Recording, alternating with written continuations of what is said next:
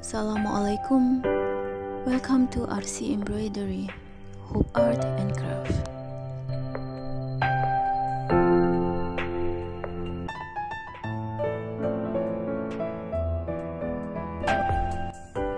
In this time, I will show you how to embroider a strawberry.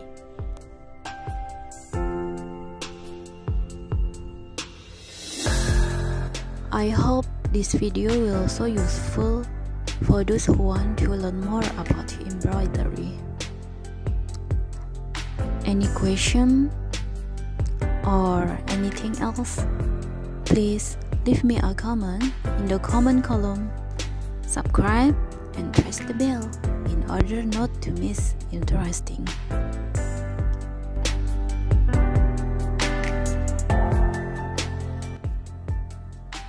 Let's just watch the step-by-step of it. Enjoy watching and happy stitching always.